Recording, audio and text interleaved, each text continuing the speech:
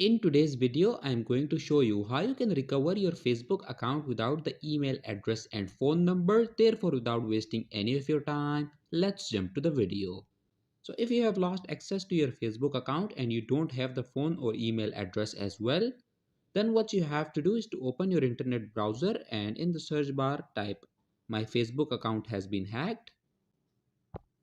Click on this first link, then click on get started. Now you will be required to answer a few questions, so scroll down, click on the first option that says someone else gained access to my account. Scroll down again and then select no, I can't log in.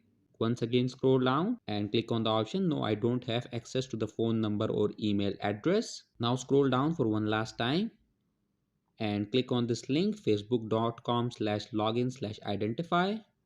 Okay, as you can see that it's asking for your mobile number, but what you have to do is to click on this option that says search by your email address or name instead.